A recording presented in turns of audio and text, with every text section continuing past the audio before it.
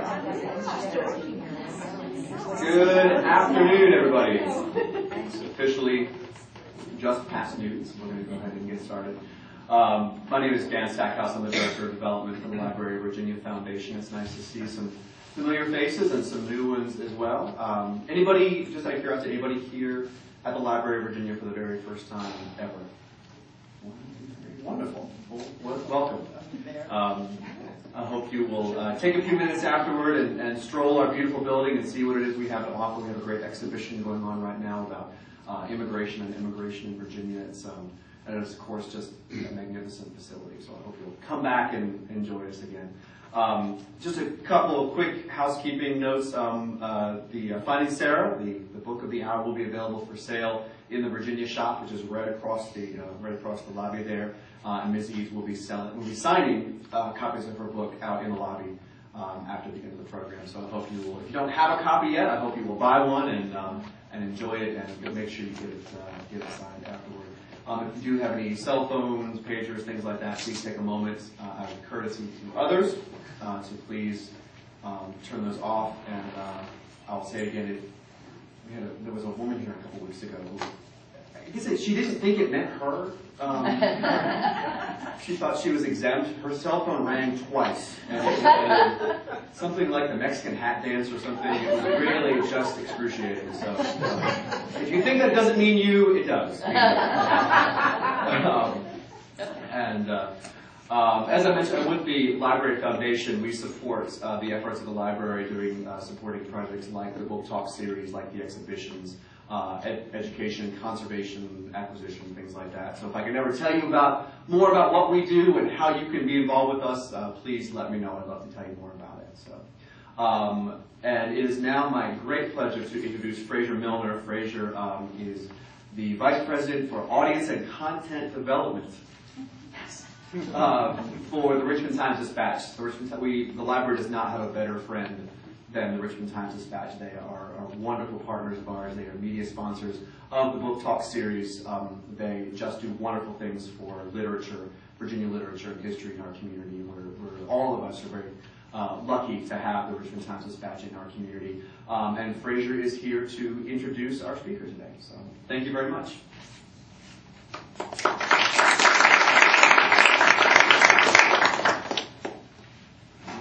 Thank you all. I'm delighted to be here. As Dan said, the Times-Dispatch has been a partner of the Library of Virginia Foundation for many years. It is a mutually beneficial partnership. That's the best part about it. We get as much as we give. And clearly, reading, writing, books, history, current events, all the things that make the Library of Virginia important are important to us. And I hope you all read us every single day. I hope we're delivered to your home. And if we're not, I hope you go find us. We are an integral part of this community, and we'll be here for many years to come. So keep reading, and thank you very much. This is not about me. This is about Margaret. And this is also about Sara. And I have a little bit of a story to tell you before I introduce Margaret to you. As you know, the book is about finding Sara, and it's about using letters to accomplish that process. And I have sort of a unique connection because I am the child of a parent who has chronicled my life, my two brothers' life, his parents' life, and two wives through letters. Our family probably has 2,000 plus letters, so I have a unique connection to this process, and just know how important sometimes how much you learn about a person through the written word and through letters, sometimes more than you know actually from conversations and even living with that person. So having said that, I'll tell you a little bit about Margaret. Margaret has spent more than 30 years as a political reporter and then editorial writer for the Norfolk Virginia Pilot, wonderful paper that way. Margaret is the author of 4 books, Free at Last, What Really Happened When the Civil Rights Came to Southern Politics, Claiming the Dream, The Victorious Campaign of Douglas Wilder of Virginia, and An Expendable Man, The Near Execution of Earl Washington Jr. An Expendable Man was honored as a finalist for the Library of Virginia's Literary Award for Nonfiction in 2000. They left it blank here. In the recent past. And actually, I remember that nomination, but I can't remember the year. Margaret is here today to share a very personal discovery. She was 3 when her young mother died in 1950. In Finding Sara, Margaret takes us on a journey as she learns about her mother and her life through hundreds of letters. The letters lead us from southern Tennessee to a World War II city that helped birth the atomic bomb, to the Kentucky coal fields and deep into the human heart. Finding Sara is a unique and heartwarming memoir that resurrects a lost relationship and a gentler America. Please join me in welcoming a very dear friend of the Library of Virginia.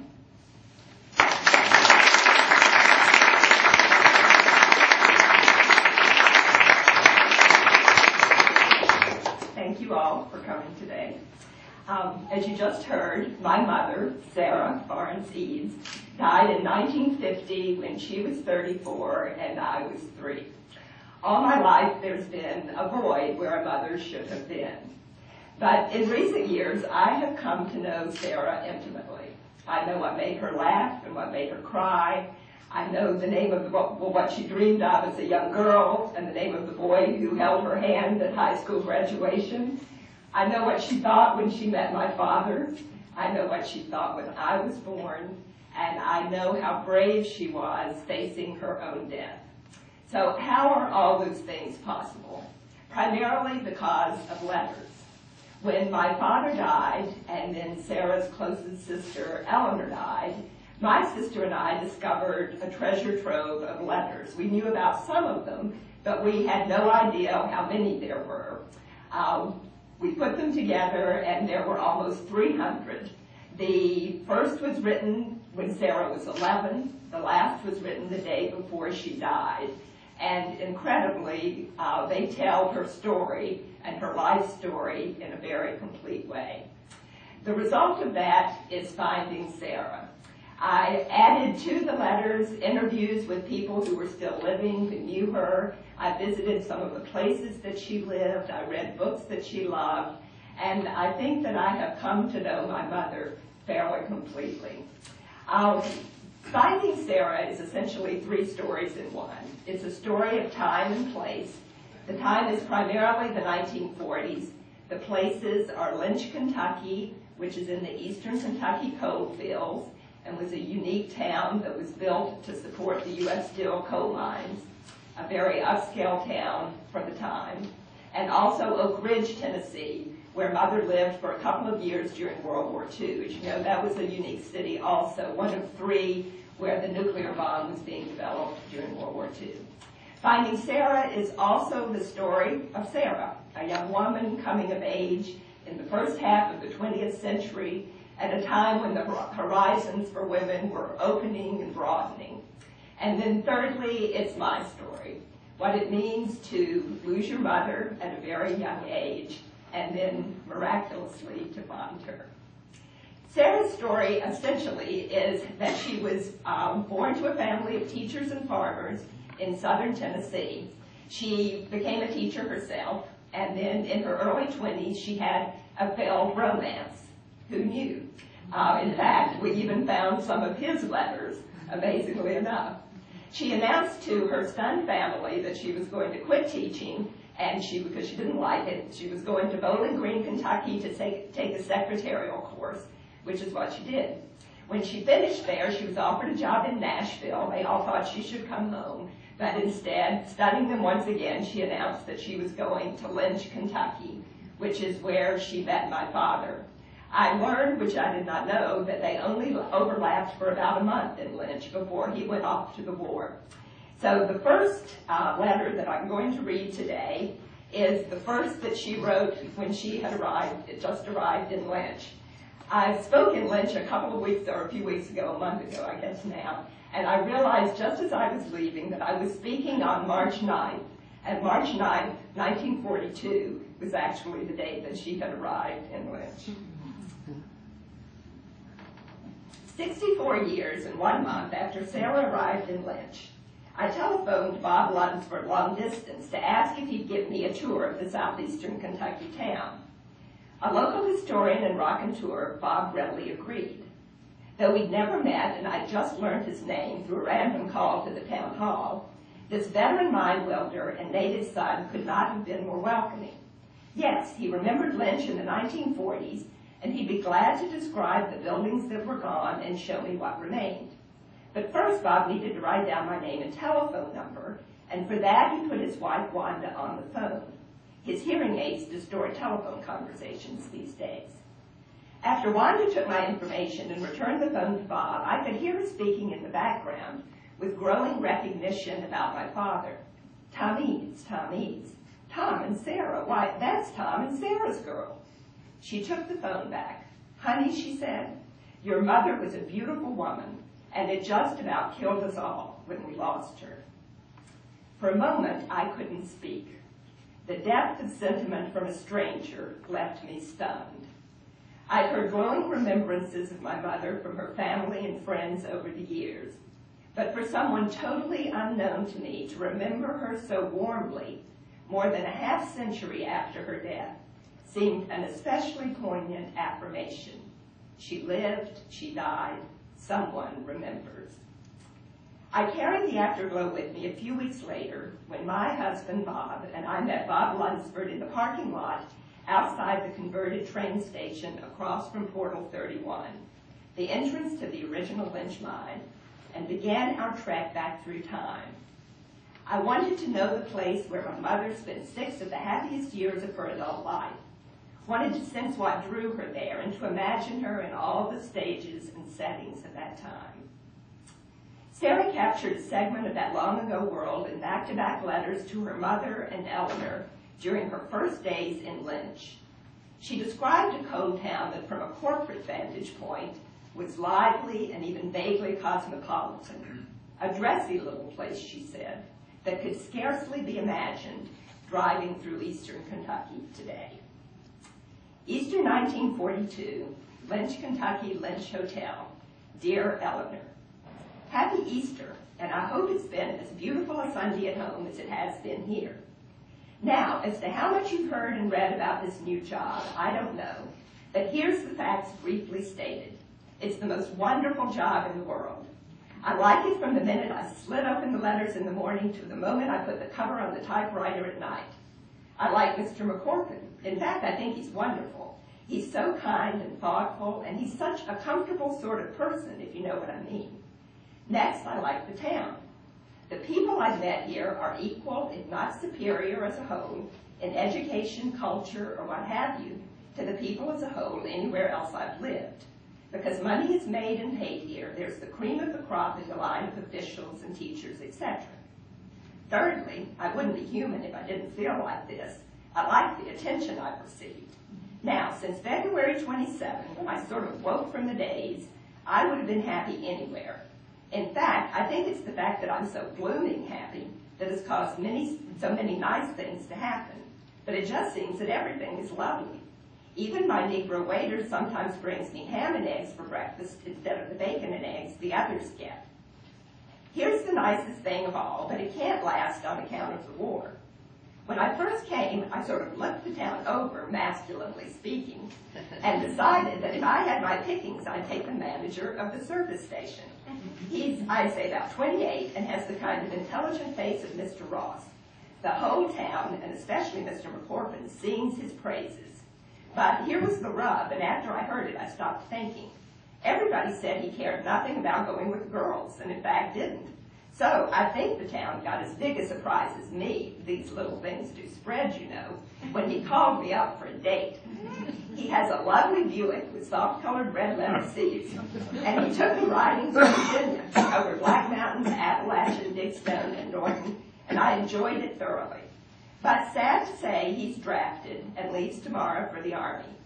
And he went to his home in Virginia the day after we had the date. But I sort of think he likes me because he's coming back over tonight to see me and is going to leave from here in the morning. He won't be here till about 8:30. He said he'd have a hard time getting away from his home, and I remembered how Mother would feel about Johnny. and should have told him not to come, but you bet I didn't. The United Supply Company gave a banquet for him last week, and another department manager who's leaving, and gave them pay for a 2-week vacation. And yesterday, Mr. Mack brought over 2 lovely military wristwatches, waterproof and shockproof, for me to wrap for them. And he told me I could give Tom, named Tom Eads, his. So, again, I present a watch. Well, having one woman-proof man ask for dates would have been enough. But lo and behold, the band leader in the high school here, who finished at Western College, Bowling Green, and who, again, according to report, has not had any dates this year on account of the girl back home or somewhere, comes across Friday night and takes me riding, and then back to play bridge with the dentist here and his wife. And last night, he took me to the Easter dance out of the club. Eleanor, I had a wonderful time, and I think I danced with 1 million different people. To make a long story short, I danced from 11 till 5 and crawled into bed at 6 this morning, but it was a grand time had by all. I got up at 10 this morning and went to Easter services. The altar looked beautiful, and the whole service was good. Well, excuse me for writing mostly about myself again, but I wanted you to know that I like. Is Mother getting along all right? I feel uneasy about her since her last card. I wish I were near home for her sake. I hope you'll write again soon and tell me mostly that everything is all right, if it is, which I believe. Now you be good. Lots of love, from Sara. So she was a party girl, but she was also very dutiful when she got out of church. So that's how Sara and my dad, in the second picture there, met. How did their romance unfold from there? Well, mostly it unfolded through letters, fortunately for me. My father left then and was sent to Texas, where he spent the rest of the war. Mother stayed in Lynch for about a year and then moved to Oak Ridge, where she lived for about a year and a half. And in October of 1943, they were married. What I realize now and had never known is that they only saw each other on 2 occasions after he left Lynch during brief furloughs. And on one of those, he only came over to Lynch for one afternoon because he was at home helping his dad with the crops. This gave me an opportunity to learn that Sara had a temper, because she made it known that she wished he would have come more than that. They were married in October of 1943, as I said, and then the next letter that I'm going to read is written when they've been married about 7 months, and he's come home, or is coming home, for his first 2-week furlough. This will be the longest amount of time that they have spent together since they met. 2 years and 3 months after they met, 7 months after they married, Sara and Tom prepared to spend a fortnight in each other's company, longer than any previous shared rendezvous. Both could hardly wait. Sara wrote, "From all sides, with emphasis on the Virginia and Tennessee sides, but with strong support from Kentucky also, I'm getting returns on how glad people are going to be to see a staff sergeant from Texas come sauntering, Texas influence, home for a 15-day period. Don't let cadet graduations, Texas winds, dust storms, or nothing keep you from carrying through on those plans either. Because a girl from none, all of those places, just a government leased nook, is going to be gladdest of all. We've a room reserved at the A. Johnson for next Thursday night. If something happens that you miss the train in Memphis, send me a wire so I'll know not to go in, but don't you dare miss it." Her letter, arranging their meeting at the Andrew Johnson Hotel in Knoxville, passed his in the mail. Just remember, lady, that tonight, it will be tonight when you read this, you've a date with your husband. He's a very ordinary kind of person, this man of yours, but he loves you. He loves you in a very special way. If someday, if someday he's no longer just a paper husband, don't be surprised if that same phrase is nightly whispered in your ear. Over the course of the next 2 weeks, they traveled to both their family homes. Along the way, they collected wedding presents from aunts, cousins, and church ladies, dined on early garden fare and fried chicken fresh from the hen house, played countless games of croquet, helped with house and yard work, and while away hours on porch swings and rock fences. If Sara regarded Tom's letter just prior to their visit as his sweetest, my favorite from her to him was written on the day he left Delina to return to Greenville, Texas.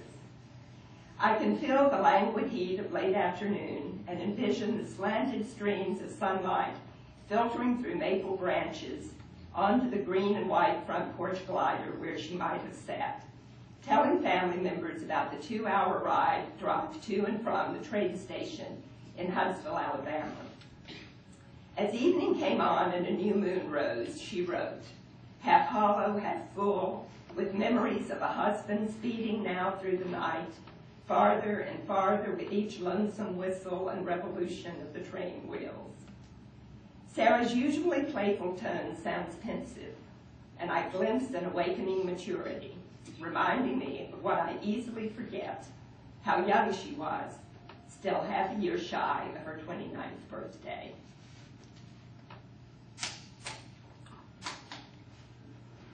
June 23rd, 1944, Delina, Tennessee. Dear Tom, right now you're out of Memphis about 2 hours over in Arkansas, but when you read this, you'll already be back at work on Monday morning, and Saturday's work to your credit too. All is very calm and quiet here tonight. There's a new silvery crescent in the west sky. A house can be very empty, even with 6 people in it, if the night before there were 11.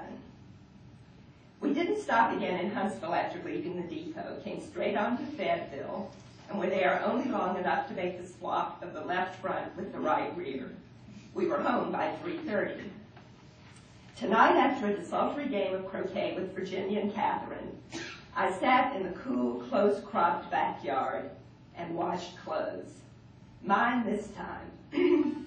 And there were no uniforms or shorts or socks. So I got your towel you used and washed it along with my things. Tom, you're becoming very much a part of me. And this time we had 2 weeks together. A little hard to grasp that they're closed, that this was our first such fortnight. We'll have more of them together from now on than we've each had apart previously, God willing. You were so dear to me these 2 weeks and so sweet. You imbue me with confidence and trust for our future. Your fairness and constancy and poise made me ashamed at times of my own hot-headedness and too quick temper. Yet you always praise me, never blame. Victor Hugo said, to pay compliments to a woman we love is the first way of caressing her. A compliment is like kissing her through a veil. I cannot but like the beginnings of your caresses, however unfounded they may be. A cool breeze has started up now, and I hope that somehow it's reaching you too, and that you're not too uncomfortable on a hot, crowded train. You do too much for me and too little for yourself. And never, never say again that you do nothing for me, for if you do, I shall cry with hurt. Good night, dear Sara. The chronology from this point is that this was in the summer. That fall, Sara moved to Texas to be with Tom and was there for the last year of the war. My sister Rachel was born. When the war ended, they moved back to Lynch, where my father went back to work as the manager of the furniture department in the company store. I was born in August of 1947, and then the following spring, Sara began to have aches and pains and a fever that did not go away, and that was the beginning of her rheumatic fever. Doctors in that era were playing with a very limited hand, and essentially bed rest was what was available. So she went to bed and was encouraged to barely move for the next several months. In the fall of that year, she was able to get up, and they thought really that she would be well now, and that life would go on as normal. And for for another year, it pretty much did. But then in the spring of 1950, she became ill again. And through that summer, she was in bed most of the summer. Our relatives, various aunts came and sort of took over and helped with things in a way it would sort of be hard to imagine that families could do today. It must have been very reassuring to a child to have that happen. The last letter that I'm going to read is written in September of 1950. It's about a month and a half before Sara died, and she has just been given a reprieve from the time that she had spent in bed. She's been able to get up now and move around. I love this letter because even with all she's been through, there's not a hint of woe is me in it. Of all her letters, I cherish none more than the next to last. In its tone, I detect a sobriety uncommon to Sara, a hint of wistfulness of life's caprice, but also an acceptance of what lay ahead. In it, she mentions her delight in Beyond the Woods and Wind from the Mountains, works by Norwegian writer Trygve Gulbrandsen that would be the last novel she read. I found the first shelved deep in the stacks at the Richmond Public Library. No one had checked it out for years, and the librarian who assisted me was delighted for a customer. There's so many good books down there, she said, so much better than many of the ones on the main floor. Turning the yellow pages, I was astonished by the degree to which the story's conclusions tracked my own nearly finished search. Tracing the evolution of 3 generations of a Norwegian family living deep in the North Woods, Beyond the Woods speaks of man's quest to make peace with the impermanence of life. As the book ends, the central character, Dag, once youthful, has become an old man with a grown son of his own. I imagine Sara reading, contemplating the same words my eyes now trace, reflecting perhaps as I did on how any single light in the march of generations passes in an instant, but forges a permanent, unbreakable link with the rest. I too felt my grandmother, Sara herself, Eleanor, my other aunts, my sister Rachel, and my own children moving beside me, each larger than a single self, fortified by the strength of our interconnectedness as I approached the end of Sara's life. September 28, 1950, Lynch, Kentucky. Dear Eleanor and Charles, at long last I'll start this off-planned letter. The last week has been so eventful for me. Not all the old familiar places and things, but at least some of them. Last Wednesday morning, I rose at 7:30, and Margaret, coming into our bedroom on Tom's arm, saw an unfamiliar happening. Her eyes practically popping out, she asked breathlessly, "Mama, are you going to take off your gown?" She and Rachel have since been most interested in what Mama was going to wear next day. It's been good to walk in the yard again and to see all that Tom has done with the flowers. The potted flowers are beautiful. Tom moved them in Tuesday afternoon after frosts on Monday and Tuesday. The begonias are just covered with blooms, and the sultana has been too. The big angel leaf begonia has one bloom the size of the man's double fist and 2 more beginning. We still have hardly used our own flowers for bouquets, for I've had the loveliest dahlias, asters, marigolds, and other fall flowers brought in.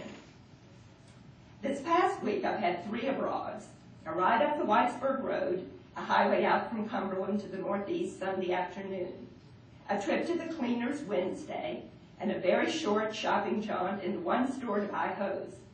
And today, after both Tom and I had our first installment of flu shots, 6 more to come, we all 4 went down to the store for the last 15 minutes. I didn't see many people. We went upstairs on the elevator, but it seemed just wonderful to be going with Tom, Rachel, and Margaret again. I'm just going to forget, as far as worrying I mean, that I'm less strong than once, and enjoy this autumn as the most exciting of my life, and savor every single second of it. I've written Margaret's sweetest sayings home, so you may have read them, but I'll repeat 1 or 2 in case you haven't.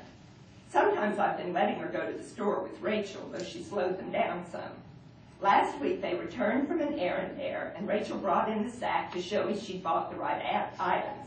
And Margaret marched in behind her to say proudly, "I wasn't much pokey." A day or 2 ago, when she wanted help with her shoes, she said coaxingly, "I want Sue to help me. Nobody but my old Kentucky mama." Did you hear the fight last night? All I wanted to begin with was no knockout. But by the 11th or 12th round, I was beginning to wish old Joelle would make a comeback. Anyway, the world champion made a nice little speech at the close of the fight.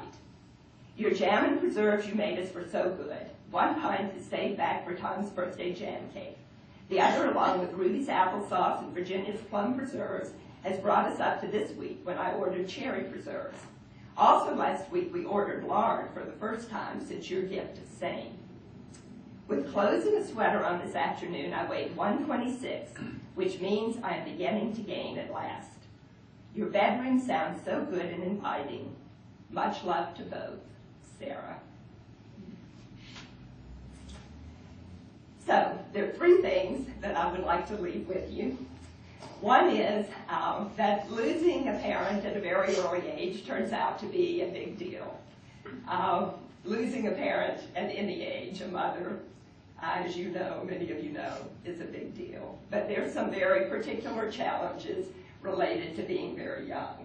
If you had asked me as a teenager or a young adult what the impact of my mother's death was, I think I would have said, well, there wasn't much impact.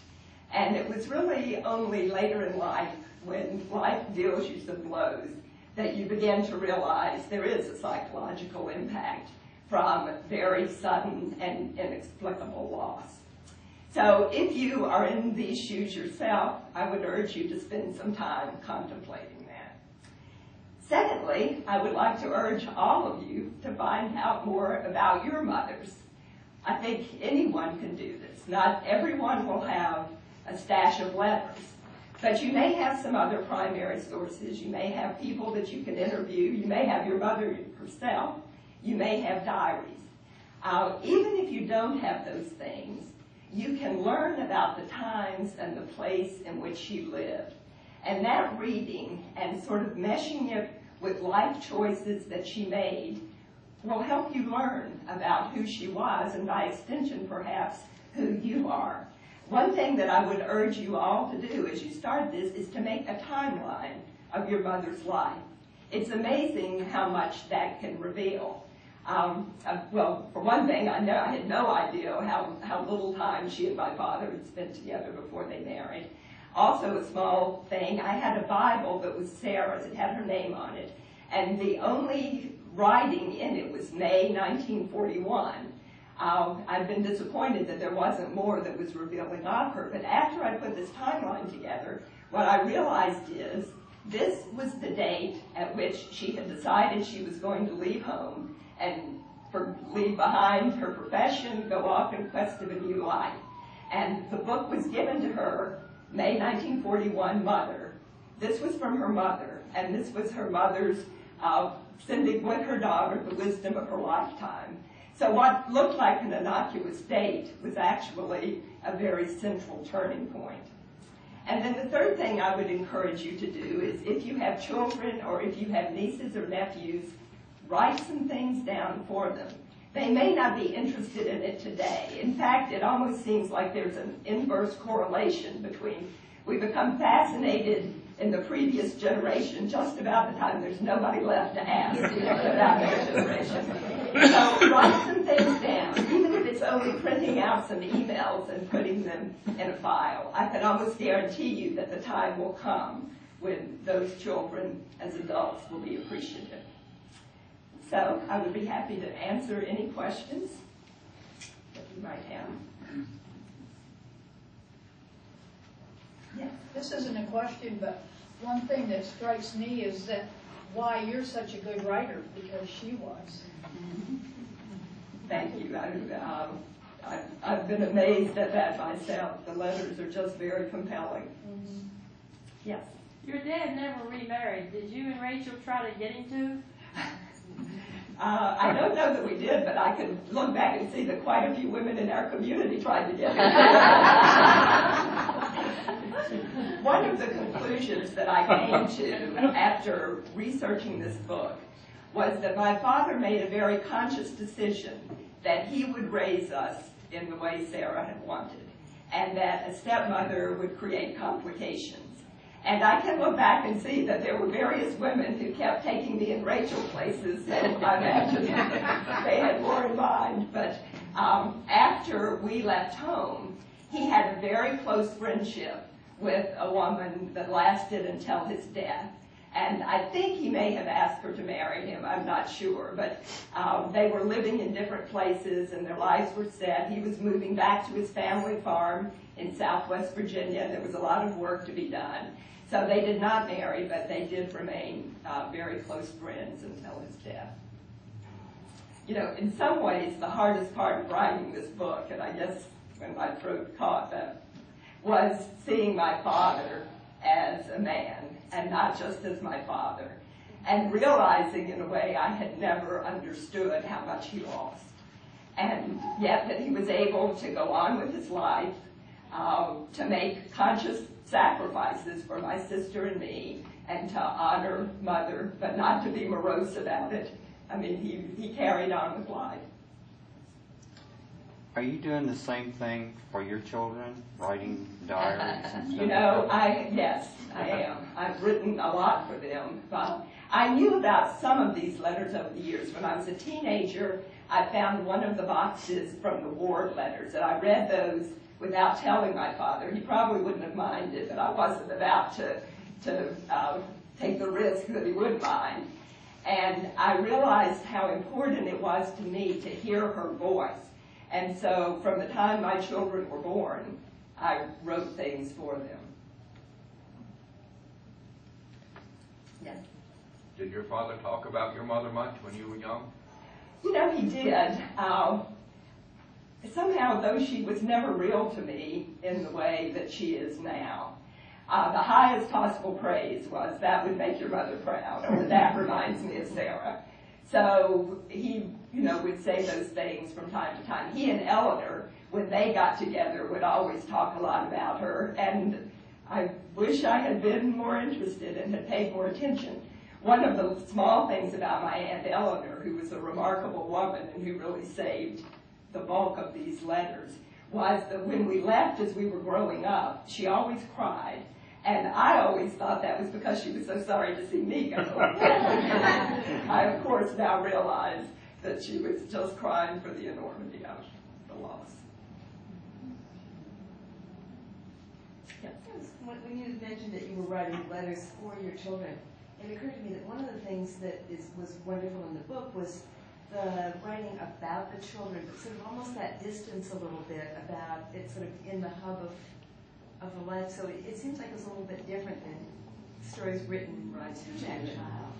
So it makes me think again about how little we're recording our conversations about life now, other than through emails, for example, and how we need to somehow find a way to capture those so they don't get thrown away when we switch computers. I think that's true. Yeah. One of the nice gifts of this book is that I have gotten letters from a lot of friends, and they begin by saying, I was going to write you an email, but then I thought, no. So I have a file.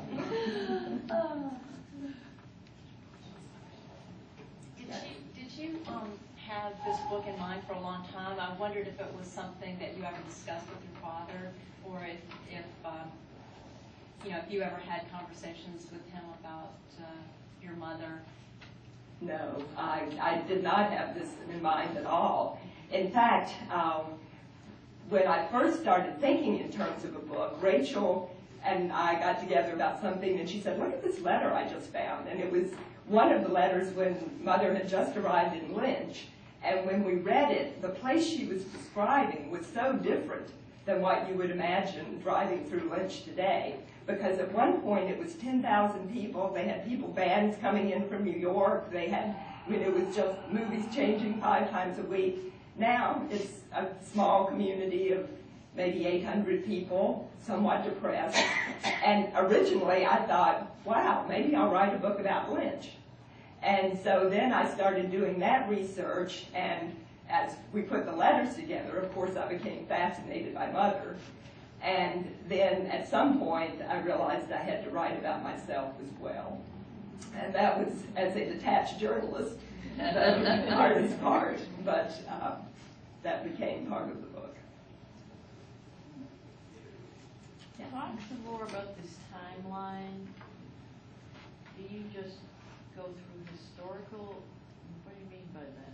Well, I mean, sat down with the dates of your mother's life, the beginning and the end, and then put all the years in between, and then put within those years the important events that you know about her life. Then maybe you'll start filling in smaller events. Then put in things like her mother. When did her mother die? When did, put in things about her siblings, put in what was going on in the world. You know, how did her life perhaps intersect with events that are happening nationally or internationally. And you may begin from that to realize turning points in her life, points when she made certain choices, and you may be able to see in terms of her family constellation what might have led to those things. I think if you're exploring your mother's life, it's also good to think as much as you can about her mother and what was their relationship like, and what may she have taken from her that influenced her in either a positive or negative way. And also the community in which she lived. What opportunities were available to her in that community? What things were not available to her? I mean, you can contemplate all these things, and even without having a lot of letters, you can become more familiar with who she was. Thank you to Margaret for sharing such a wonderful story.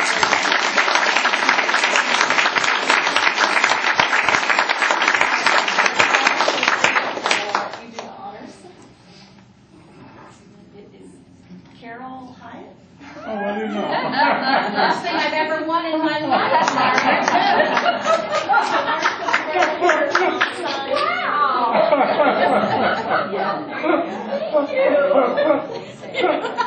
So the book is on sale at the shop, and I'm going to take Margaret right out here to sign.